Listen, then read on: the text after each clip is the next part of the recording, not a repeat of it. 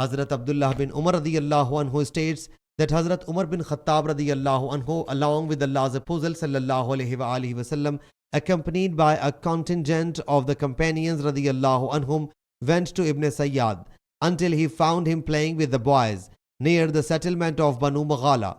And Ibn Sayyad was then nearing the age of puberty. He did not know their arrival until Allah's Apostle sallallahu alaihi wa alihi wasallam struck his back with his hand and then said to Ibn Sayyad, "Do you testify that I am Allah's Apostle sallallahu alaihi wa alihi wasallam?" Ibn Sayyad looked at him and said, "I testify that you are the apostle of unlettered people." Thereafter Ibn Sayyad said to Allah's Apostle sallallahu alaihi wa alihi wasallam, "Do you testify that I am Allah's Apostle?" Allah's Apostle sallallahu alaihi wa alihi wasallam whereupon left him and said, "I believe in Allah Jalla Jalaluhu and His Apostles alayhimus salam." Then Allah's Apostle sallallahu alaihi wa alihi wasallam said to him, "What do you see?" Ibn Sayyad replied, "Sometimes a true and sometimes a liar visits me." Allah's Apostle sallallahu alaihi wa alihi wasallam thereupon said, "The affair has got dubious for you." Then Allah's Apostle sallallahu alaihi wa alihi wasallam said to him, "I have kept something as a secret for you to tell." Ibn Sayyad replied, "It is at Dhuh." He sallallahu alaihi wa alihi wasallam said, "Be off, you cannot cross your limit." Hazrat Umar bin Khattab radiyallahu anhu thereupon submitted, "O Allah's Apostle sallallahu alaihi wa alihi wasallam, permit me to behead him."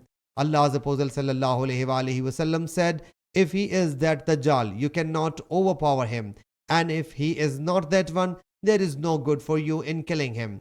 And Salim bin Abdullah said that he heard Hazrat Abdullah bin Umar radiyallahu anhu say, thereafter Allah's Apostle sallallahu alaihi wa alihi wasallam, along with Hazrat Ubay bin Ka'ab Ansari radiyallahu anhu, set out to the date palm garden wherein there was Ibn Sayyad. After entering the garden, Allah's Apostle sallallahu alaihi wa alihi wasallam started screening himself behind the trunks of date palms so as to hear something from Ibn Sayyad before Ibn Sayyad could see him. Allah's Apostle sallallahu alaihi wa alihi wasallam saw him. He was lying on his bedding, humming under a sheet. Ibn Sayyad's mother saw Allah's Apostle sallallahu alaihi wa alihi wasallam hiding behind the trunks of date palms. She said to Ibn Sayyad, "O Saf," Ibn Sayyad's name, "here is Muhammad." Ibn Sayyad stood up briskly. Allah's Apostle sallallahu alaihi wa alihi wasallam said, if she had left him as he was, his reality would have been divulged. Salim says that Hazrat Abdullah bin Umar radiyallahu anhu said, Allah's Apostle sallallahu alaihi wa alihi wasallam then stood up amidst the people, praised Allah Jalla Jalaluhu as He Jalla Jalaluhu deserves.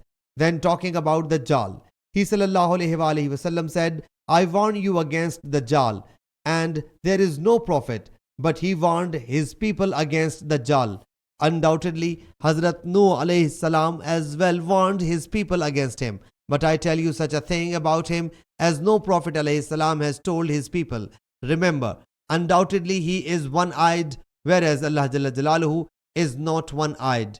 Ibn Shihab says that some of the companions of Allah's Apostle sallallahu alaihi wa alihi wasallam told me that one day Allah's Apostle sallallahu alaihi wa alihi wasallam, warning the people against the Dajjal, said, "Kafir, an infidel, has been written between his both eyes.